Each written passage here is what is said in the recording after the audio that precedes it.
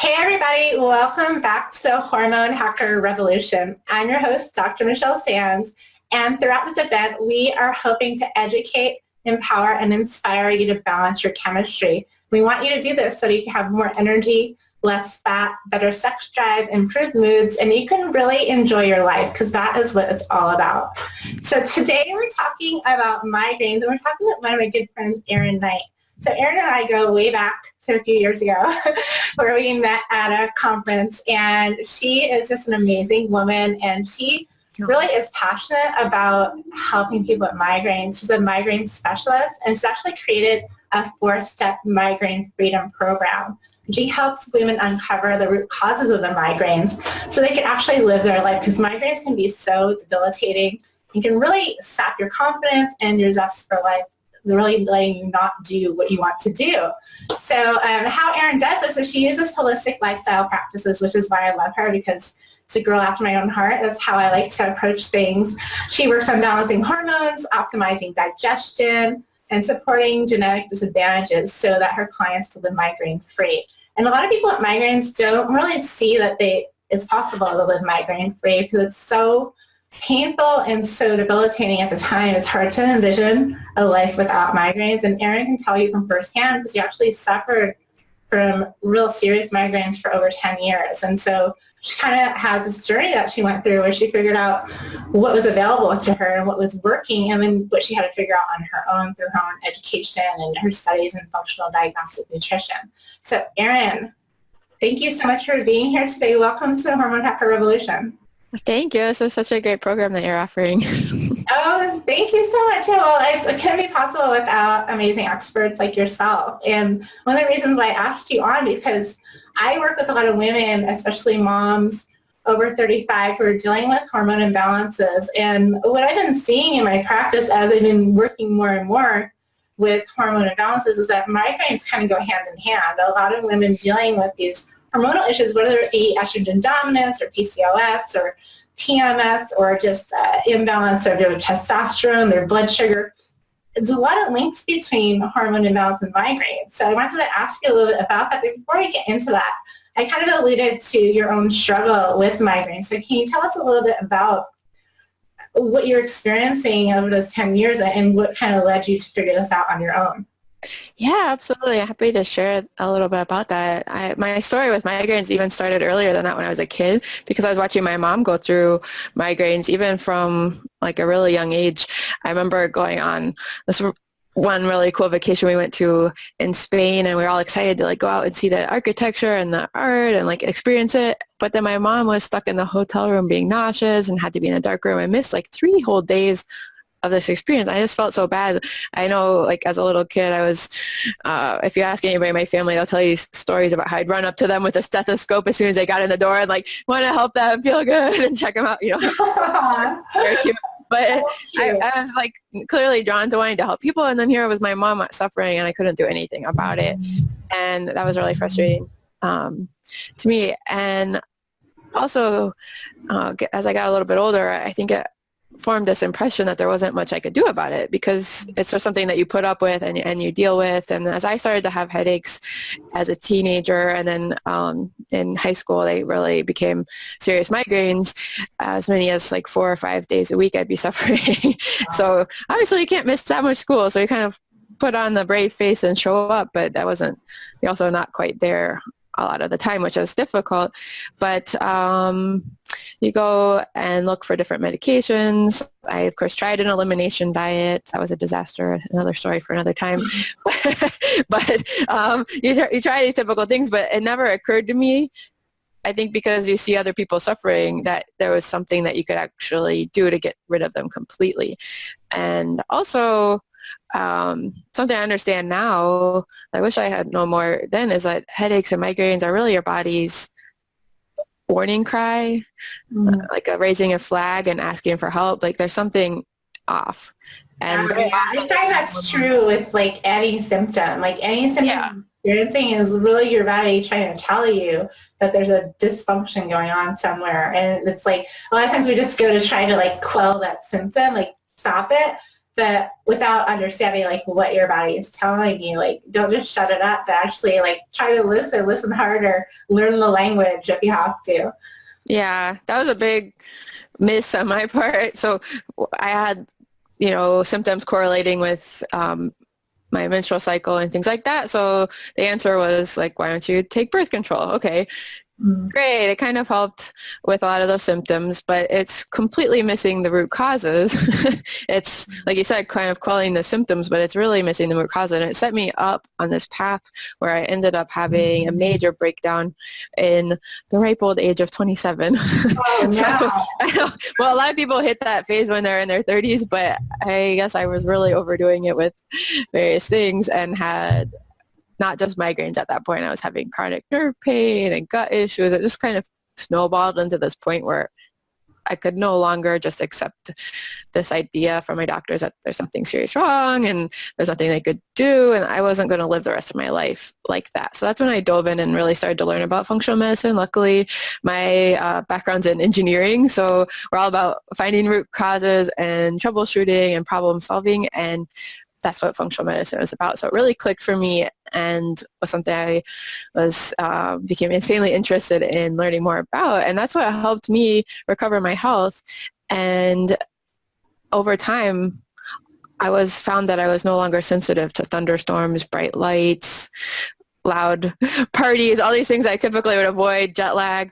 I didn't have to live in fear anymore. So that was just so amazing. And wanted to share that with people, that it really is possible to get to the root causes. No, nobody might be talking about it right now, but through functional health, functional medicine, and looking at things in your digestion and hormones, you can rebalance your body and you become less sensitive to what you might consider triggers right now. So that's that weight being lifted off my shoulders and not having to worry about leaving the house without your medication. That's something a lot of people will probably relate to, is like you leave and you realize you don't have your Imachex and then you drive home and get it. So I don't even have to do that anymore. It's crazy. Right? So that's why I called it. To your medication. And also, for a lot of moms, like you talked about your mom, like missing out on medication. A lot of the moms I work with, like one of the things that when they first come to me is, like, they feel like they're missing out on like days of their children's lives, right? Complete days, because they in the dark room where no one can bother them, and they're like missing out on these days that they're not getting back, and it's just devastating. Like, especially for a mom, but for anybody really, to have to let go of all your plans for the day. One of my newest patients was just telling me, like, it was her birthday and her kids were really excited to take her out for her birthday, and she just couldn't go, right? Because this migraine was happening. And so, it just kind of breaks my heart and to hear the story. But it really is very inspiring to hear that you're able to overcome this by balancing out some of the other things in your body. When you went to the doctor and you had all those other issues, a lot of times you may have gotten a diagnosis, like a bucket diagnosis, like a chronic fatigue, chronic pain syndrome, neuralgia, and a lot of people just accept that, being like, okay, I have this and this is it, and I take these medications for this. But I'm so glad you didn't stop there, because not only were you able to help yourself, but now you're helping so many other people. Yeah, I really like what you just said too, like about this pain isn't just physical, it's an emotional pain of missing out. And then from the kids' perspective too, like they're missing out on time with you. So sometimes when we aren't motivated enough to take care of things for us, we're motivated enough to start changing our diet or taking breaks or whatever else we need to do for our family, because then we can show up for the family and our friends and, be part of the active life, whatever that means to you. For me, it's like traveling and things like that. And for other people, it could be simply just like showing up for the birthday party. Exactly. And that's makes all the difference in enjoying your life. So yeah, I think migraines go a lot bigger than just the pain of those couple of days. Exactly. Specifically, it's the connection with people. Fear too, fear of like not being able to make a plan, or you might not be able to show up for the recital or the test if you're in school or whatever it might be. There's that underlying fear and that insecurity and in knowing what you're capable of. So one thing I wanted to ask you, you mentioned when you were telling your story a little bit about how birth control kind of helped with some of the symptoms. So I know some people listening might have perked up a little there who are dealing with migraines and seeing that as a possible solution. But why is that not a solution in your eyes? I really don't see it as a long-term solution. So whether or not that could help you in the short term, possibly, but also I think hopefully we're appreciating more than we did 10 years ago. I didn't know about all the side effects. Yeah. When I went on it, I was not informed that it can really impact your gut health, that it can set you up for more leaky gut, which is like permeability in the intestinal lining and food sensitivities, because I in turn it took me years to recover from the food sensitivities, and there was periods where I could only eat like a few things without reacting to it, which was horrible. I wouldn't wish that on anybody. So I actually have the same scenario. I didn't have migraines as a child, but I had really, really bad menstrual cramps. And at 12 years old, I was put on the birth control pill. And yeah, I grew up in an Italian family in New York, so it was like, don't tell anyone you're on birth control. yeah. But the thing is, for years, I was on birth control until my late 20s, and I did develop all those gut issues, but at the time didn't tie them together until I got further into my naturopathic and functional medicine. I was able to kind of like tie it all together and understand how the body really doesn't work in isolation. It's not just one system. It affects your whole body. Yeah. And another thing is it can deplete you of certain vitamins and minerals like B vitamins, which then affects your energy. And I think that was one of the contributors to why I had chronic nerve pain, because can set you up for like less myelin coating and stuff like that if it's really severe. So I don't know. I just didn't know about that, and I was on it for a long time, and we just kind of take it for granted that it's safe, and a lot of people are on it without considering some of the other options. So there's other options for birth control, of course, but there's other options to balance your hormones too, right? First get tested and figure out why they're off and funky and giving you symptoms in the first place. Exactly. Yeah, because so when we talk about hormones, there's lots of different hormones that can be off. Yes. So your migraines might correlate or come around the same time of your cycle, but then also there's issues with low blood sugar that could be contributing to migraines.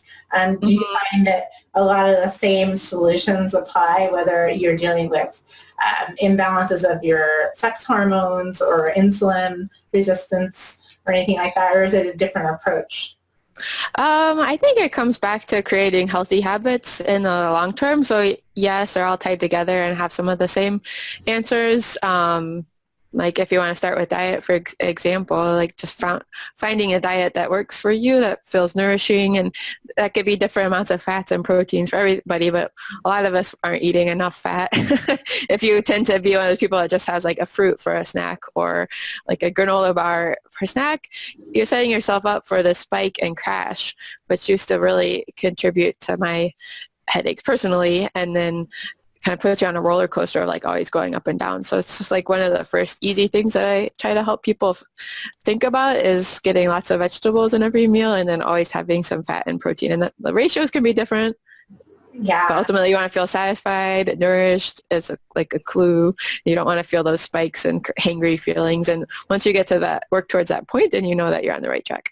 Exactly. Yeah. So do you find that there's a specific imbalance with hormones that more likely contributes to migraines? Like, for instance, estrogen dominance or PCOS, or is it kind of across the board, even in your opinion? All of the above, frankly. A lot of people that talk to me have PCOS. They recognize that already, so that's definitely a big factor. Estrogen dominance or low progesterone, so like if your cycles are really short or you're getting a lot of PMS symptoms, and that can kind of come along with that. In that case, you want to look at cleaning up.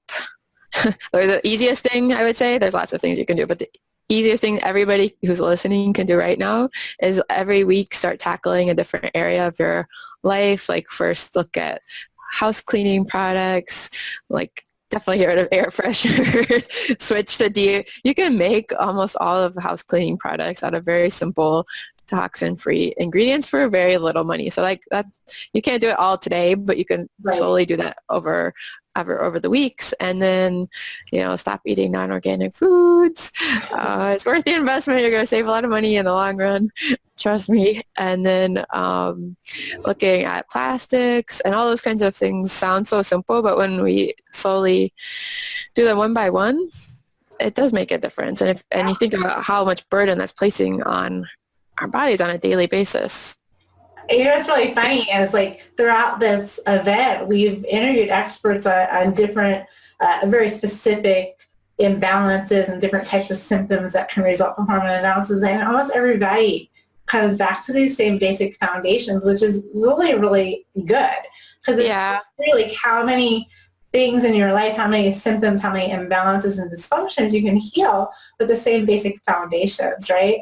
And these foundations down and your body is able to operate with ease the way it's supposed to. I think it's good to have reminders too, because even people that are educated about it, nobody's perfect. There's always somewhere to improve. Like something I learned this year hosting the migraine summit that I'll repeat. It was Tom O'Brien was talking about this, the plastic lids. Yes, I saw him. Everybody's like talking about this now, but it was kind of a wake up call to me, because even if you're not drinking the sugary latte frappe things, even if you're having tea, okay, the hot steam goes up into the cup and then releases the coatings and comes back down into coffee, and you're drinking that. So if you're doing that on a regular basis, that's something you should clean up. And I only became aware of that this year. So yeah, just thinking about. You don't think about, it's like we're surrounded by all of these modern conveniences that weren't around, you know, even 50 to 100 years ago or 50 years ago.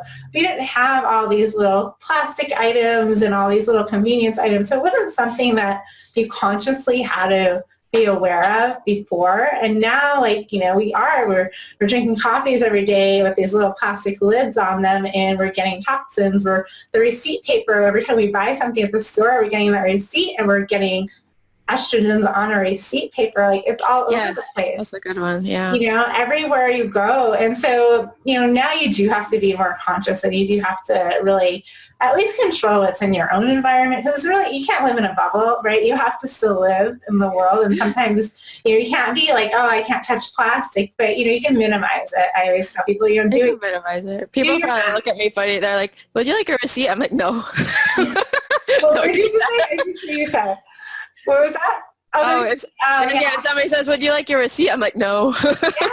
No, especially for women that are pregnant, because that's when you're more likely to pass it on to your child. So, you know, or young children, like, don't let your kids grab the receipt. I did that a few times, not thinking about it. I let my son, because he thought it was fun, grab the receipt. I'm like, no, touch it. But, you know, just little things like that can go a long way. Another little thing that's made a huge difference, and it's definitely easier said than done. It took me like going to yoga daily for 6 months to kind of get the concept. I don't do that necessarily anymore, but it was a good learning time. And I would encourage anybody that can just set aside some time to do that, because I think you really have to dive into it. But anyway, where I'm going with that is developing this awareness of when you're in flight or fight mode. Take some practice, and that's really a common problem for people that have migraines. I see that they tend to be a little bit type A. They're very achievers, doers, accomplishment driven and things like that, which is awesome. But then you get stuck, and I was really stuck. This is something I'll constantly be working on. But I'm becoming more aware of when I'm in that mode, and then making the conscious effort to just stop and reset, whether that's with the essential oils or breathing, just giving yourself permission to take a break. I was never somebody that would feel okay. I would feel guilty if I was like not being productive. So many moms listening right now. So it's so important, because like moms are the worst at taking breaks or taking some time out for themselves. And I speak as a mom, so I'm not trying to like stereotype people, but, you know, I know how it is. And, you know, sometimes I have to like get reminders from colleagues like you, or just like have to like read my own stuff sometimes and be okay, you know, like it's time. I have to practice what I preach. Mm-hmm. So when you talk about like essential oils, or do you have a favorite go-to one or two oils that you use to help you relax? I do. I have various blends, like frankincense or peppermint, you know, the obvious ones. But the point is more like they're such a useful tool because they're enjoyable. And they also just help you like center and reset. So I don't really even care which ones you use. You grab it, you like it, and then like your focus shifts to like the smelling of the oil and being more present in the moment. That's interesting. This is a great tip, you know. It makes it a big difference. It sounds so simple and basic, but for somebody who is prone to getting a lot of headaches or migraines, it's because you're like on the edge, or with your whole nervous system is like up here, and you need to keep bringing it back here. So if you can stay on top of that. Really excitable, or either you have a more, you get more like excited about that. It's not like excited, like happy, but like your neuroexciticity kind of is at a higher level, I believe. Yeah. So I call it the bathtub theory of stress. So we might have like food sensitivities and hormone imbalance, and maybe you didn't sleep very well last night, and then that one thing like puts you over the edge, and you get a migraine. So that's also my explanation for why some people find it. I always found it tricky to track your triggers, because some days you might be sensitive to wine and other days you're not, and you're like, why is that? Am I crazy? Well, you're not crazy. The fact is it's just layering, so it depends what else is in your bathtub or your bucket for that day, of whether that one thing will set it off. So whatever you can do in here with functional medicine is a good way to start in reducing that, but also just staying on top of the stress will keep you under that threshold. So I want to ask you, because one thing that comes up a lot is like there's sometimes like foods are triggers for people, and different foods may be triggers for different people. Specifically confusing is things like avocados or things that are like healthy superfoods. Why are they problematic for some people? So that list is very interesting.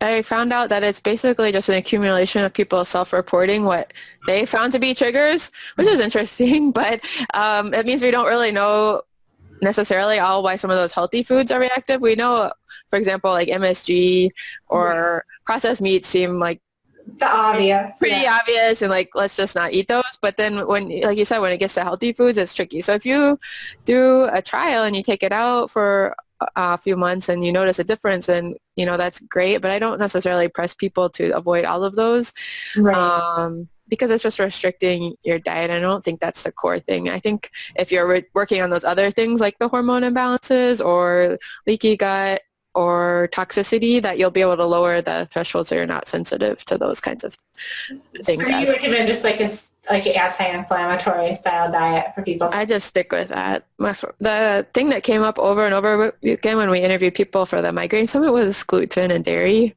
Yeah. Which made a huge difference for me. I think before I was kind of hesitant to like push that on everybody, but since it's just across the board been very effective for all these different clinicians, I'm starting to just say, let's just try that for 6 months at least. I'm not afraid to push that on people. Yeah. It just makes Especially if you're suffering. If you're seriously suffering and you are, like, quality of life, I think that removing the gluten and dairy, because there's so many alternatives now. Like, we live in a time where, like, you don't even have to know you're not eating gluten and dairy, because you're still going to get, like, so much of the same types of food. So if you can just remove those two things, and you may not even, like, notice it or feel bad about it, like, it's going to change your quality of life so much that, like, it's like the pain pleasure principle. Like, what is it more painful to remove the gluten and dairy, or is it more painful to live with the migraines? Yeah, I think what you said right there was, if you are suffering, then try this. Maybe it's not for everybody in the world to have to do this, but if you are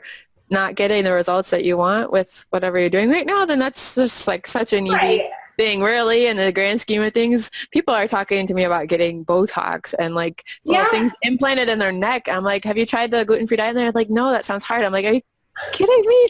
Like, to me personally, 37 needles.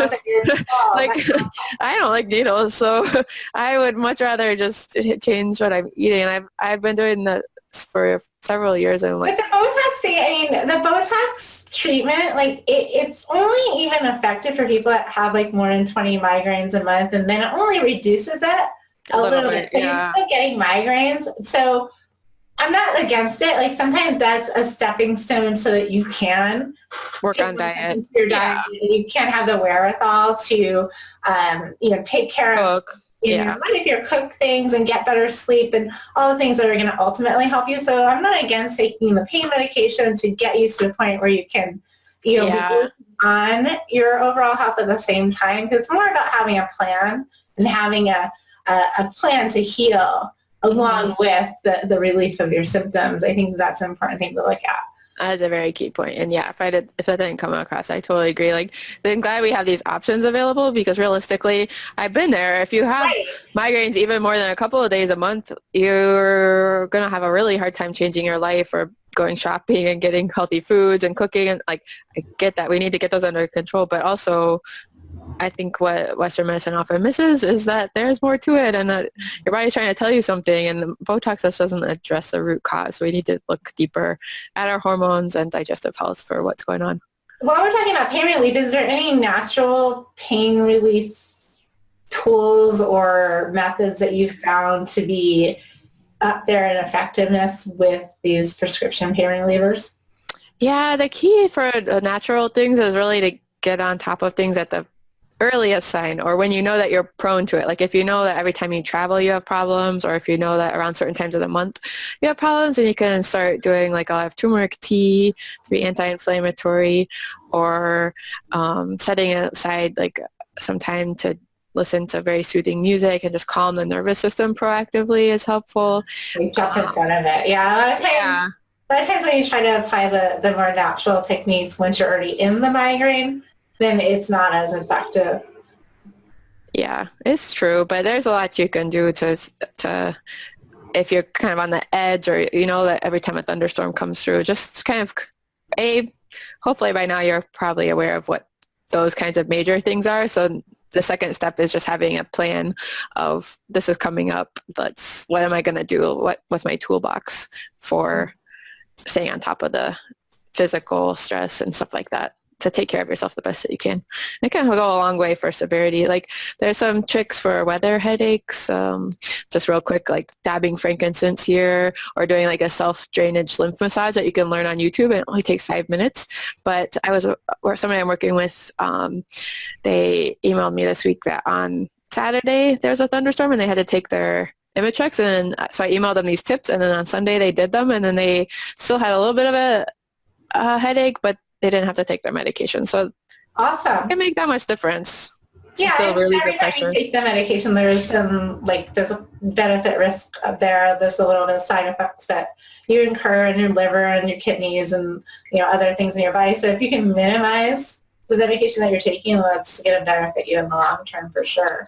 Yeah. Something I hear a lot is people will be running up against the threshold of what they're not, like their pharmacist will tell them like, I can't really give you more of these. You're already taking the right. maximum amount to not put yourself at risk for rebound headaches. So it's not that they can't use this tool ever, but they're already like kind of borderline on, they are knowing that they want to take less of it.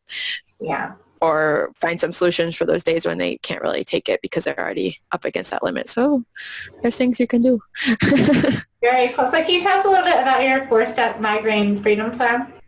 Yeah, so I reverse engineered basically what helped me overcome them and put it together in this 4-step program, which is dream, dive, heal, thrive. So in the first step, dreaming, it's really about imagining what your life would be like without migraines, because you have to find that inner strength and motivation to want to implement all these changes and stick with it. So it's really important, and realizing like the impact it's having on your family, maybe your career, earning potential, all of that stuff. And then we dive into the data as far as looking at functional lab testing on your hormones and looking for bacterial imbalances in the gut and things like that.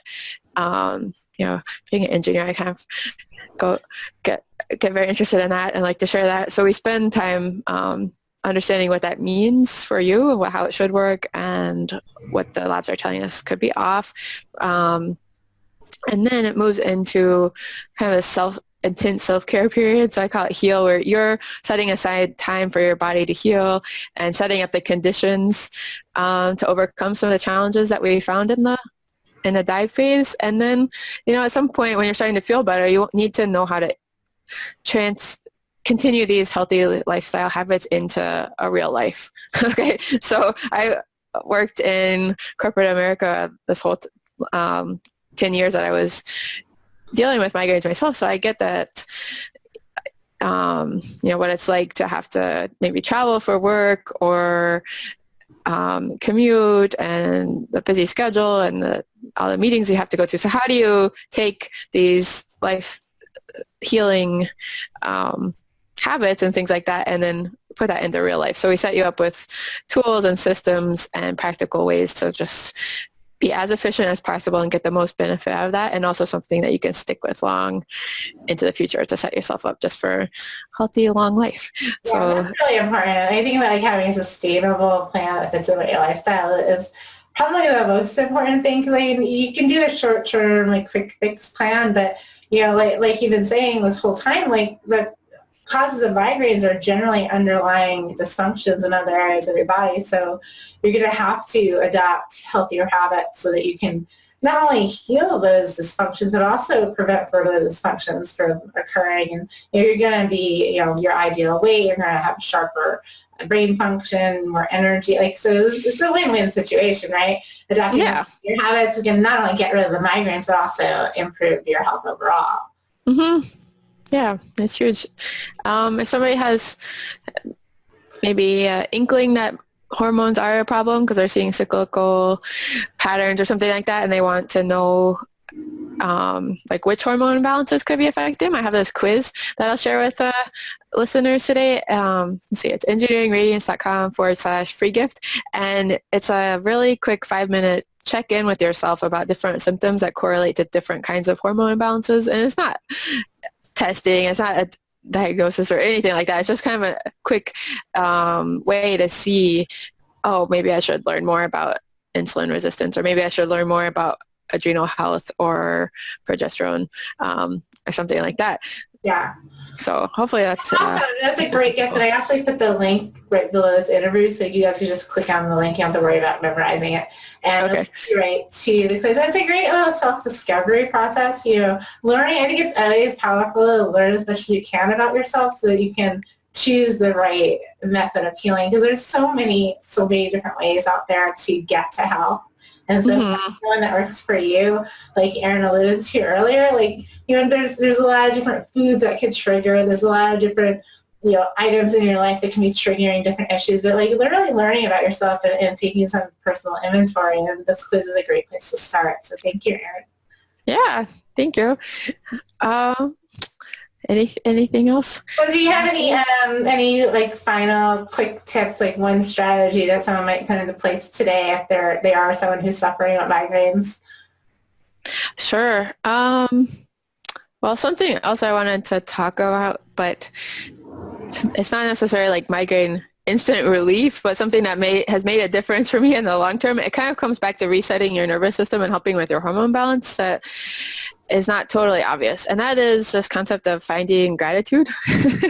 So I've gotten a lot out of just like sitting down and writing heartfelt thank you notes. Like, of course, you're like creating a relationship and you're thanking somebody, but it also comes back and helps you change and shift what's going on in your whole body. So making a habit of that has been really helpful for me over the last a few years, and it's something I just wanted to share and inspire people to make that part of your life, because believe it or not, just thinking and really feeling that feeling of gratitude totally shifts it does your whole body and your hormones. So yeah, you actually like when you're in feeling like real feelings of gratitude, you actually don't feel pain as intensely or at all at that same moment when you're truly like immersed in gratitude, or even when you're laughing. I often talk about like one of my like quick tips for relieving pain is like go watch Seinfeld or a funny TV show, because when you're laughing at that moment you can't feel pain, and it kind of trains your body